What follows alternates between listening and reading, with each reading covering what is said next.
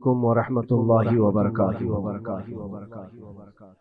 الحمد لله وكفى وسلام على حبيبه المصطفى ما بعد فأعوذ بالله من الشيطان الرجيم بسم الله الرحمن الرحيم ثم لتسألن يومئذ عن النعيم صدق الله مولانا العظيم۔ بارگاہ رسالت معاذ صلی اللہ تعالی علیہ وسلم میں درود پاک کا ہدیہ پیش کریں۔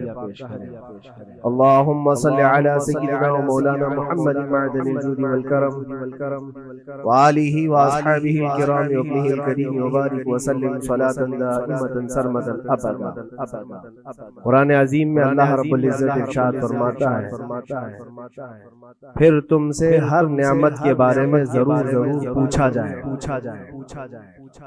جو نعمتیں اللہ رب العزت نے تمہیں عطا فرمائی ہیں ان سب کے بارے میں قیامت کے دن پھر سوال کیا جائے۔ یہ سورہ تکاثر ہے جس میں اللہ تعالیٰ فرماتا ہے الہاکم التکاثر۔ بہت زیادہ چیزیں جب کسی کو مل جاتی ہیں تو غافل ہو جاتا ہے۔ تکاثر کہتے ہیں حد سے زیادہ کوئی چیز ہو جائے، چاہے وہ مال ہو، دولت ہو، دنیا ہو، جائیداد ہو، جس طرح کی بھی کوئی چیز ہو، خواہشات ہو، جب حد سے زیادہ ہو جاتی ہیں تو آدمی کو غافل بنا دیتی۔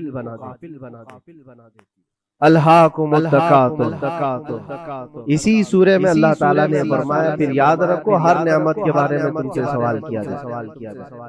آج ہم لوگ اس سال کے آخری جمعہ میں ہیں، 2024 ختم ہونے والا ہے۔ میرے عزیزوں، سب سے پہلے ہم سب کو یہ چاہیے کہ دنیا تو نئے سال کے آنے کے جشن کی تیاریوں میں گناہوں کے اڈے سجائے جا رہے ہوں گے، لوگ ادھر سے ادھر سفر بھی کر رہے ہوں گے، اہتمامات کر رہے ہوں گے، لوگ ایک نئے سال کے استقبال کی تیاریاں کر رہے ہیں، لیکن ایک مومن بندے کو یہ چاہیے کہ اس کے گزرے ہوئے سال کا وہ حساب بھی تو کرے۔ حاسبوا قبل ان تحاسبوا، یہ فرمایا گیا ہے کہ اپنا حساب تم خود کر لو اس سے پہلے کہ اللہ تمہارا حساب لے لے۔ ہمارے گزرے ہوئے سال کے اندر کتنے دھکے کھائے، کتنی ٹھوکریں کھائی، کیا کیا نقصانات اٹھائے۔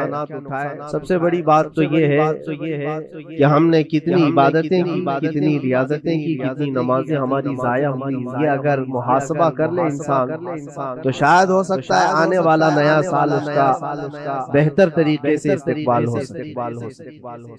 لیکن اگر صرف جشن کی تیاریاں کرتا ہے اور ہر نئے سال میں وہ اسی طرح کے دھوم دھڑاکوں سے داخل ہوتا ہے تو گزرے ہوئے سالوں کی غلطیاں اسے کبھی یاد نہیں آتی۔ اللہ تبارک و تعالیٰ قرآن پاک میں فرماتا ہے کہ تم سے ہر نعمت کے بارے میں پوچھا جائے، ہر نعمت کے بارے میں پوچھا جائے۔ حدیث پاک میں ہے، نبی کریم صلی اللہ تعالیٰ علیہ وسلم فرماتے ہیں کوئی انسان قیامت کے میدان سے اس وقت تک اپنا پیر نہیں ہٹا سکتا جب تک 5 سوالات اس سے نہ کر لیے جائیں۔ 5 سوالات میں سب سے پہلا سوال کیا ہوگا؟ اللہ تعالیٰ یہ پوچھے گا کہ میں نے تجھے جوانی دی، تو نے کہاں کہاں خرچہ کیا؟ یہ پہلا سوال ہے۔ اور محدثین و مفسرین فرماتے ہیں کہ ایک سوال کے جواب میں بندے کو 500 سال بھی لگ سکتے ہیں۔ اپنی صرف جوانی کا حساب دیتے دیتے کسی کو 500 سال، کسی کو 700 سال لگ جاتے۔ باقی کے جو 4 سوالات ہیں وہ بعد میں۔ اللہ نے صحت عطا کی تو اس کا استعمال کیسے کیا، دولت عطا کی تو اس کا استعمال کہاں کیا۔ صرف جوانی کا جواب دینے میں جب 500 سال لگ جاتے ہیں تو پوری زندگی کا حساب کیا دے پائے؟ اسی لیے میرے عزیز، جس کے پاس آج جوانی ہے یا گزر چکی ہے وہ غنیمت جانے، ایک ایک لمحے کو غنیمت جانے۔ اور ایک حدیث پاک میں آپ کو بتاتا ہوں، اللہ کے حبیب صلی اللہ تعالیٰ علیہ وسلم فرماتے ہیں 5 چیزوں کو 5 چیزوں سے پہلے غنیمت ہے، اس میں سے 2-3 میں ذکر کرتا ہوں۔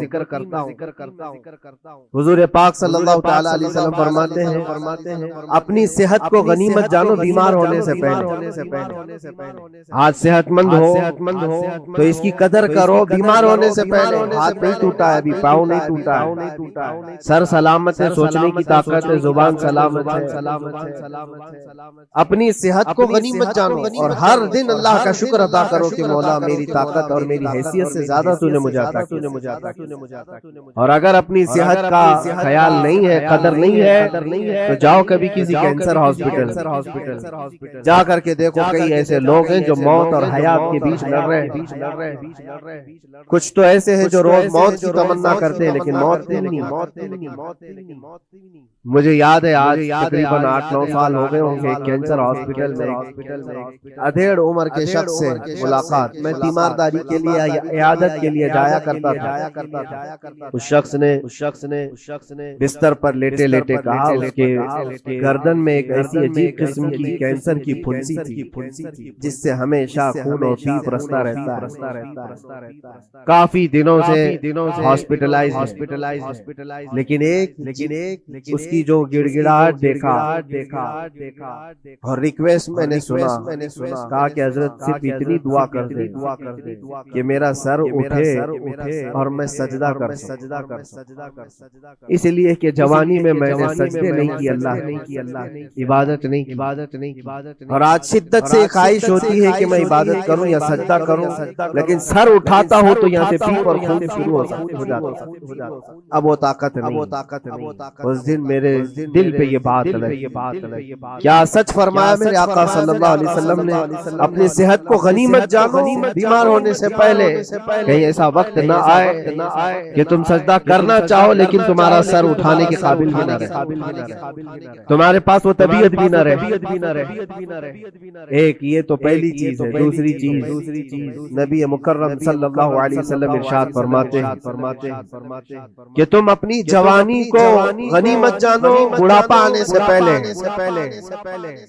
جوانی کو غنیمت جانو بڑھاپا آنے سے پہلے. آپ کو پتا نہیں بڑھاپا کیا ہوتا ہے. بڑھاپے میں صرف خواہشیں رہ جاتی ہیں, کرنے کی تمنا رہ جاتی ہے لیکن طاقت نہیں رہتی. بڑھاپے کے اندر اعضاء ڈھیلے ہو جاتے ہیں, نہ وہ صحیح ڈھنگ سے پوری عبادت کرنے کے قابل رہ جاتا, بلکہ وہ سوچتا رہ جاتا ہے کہ کاش میں اپنی جوانی میں اتنی نمازیں پڑھ لیا ہوتا, اتنی تسبیح پڑھ لیا ہوتا, لیکن کر نہیں پاتا. اسی لیے اللہ کے نبی صلی اللہ علیہ وسلم نے فرمایا بڑھاپا آنے سے پہلے اپنی جوانی کی قدر کر. اور اتنی تیزی سے یہ جوانی جاتی ہے پتہ بھی نہیں چلتا, بہت تیزی سے گزر جاتی. جوانی ایسا شباب ہے یہ بجلی کی طرح بھاگتی چلی جاتی, کیونکہ جوان ہوتے ہی آدمی کے اوپر ایسی ذمہ داریاں آئیں. اس کو شادی کا خیال آیا, شادی کیا, بچوں کا خیال آیا, بچے ہوئے, پالنے کی بات, گھر بنانے کی فکر, بزنس کی فکر, جاب کی فکر. ان تمام چیزوں میں اتنا گھرا رہا کہ جوانی نکل گئی, بال سفید ہو گئے, پتہ ہی نہیں چلا بڑھاپا. اور اس کے بعد بڑھاپے میں اس کو احتساب کرنے کا موقع ملے تو سوچتا ہے کہ میرے پاس جوانی کے اتنے سال تھے, کاش میں عبادت کیا ہوتا یا کچھ کر لیا ہوتا. لیکن ایک بات یاد رکھو, گیا وقت پھر ہاتھ آتا نہیں, سدا دورہ دکھاتا ہے.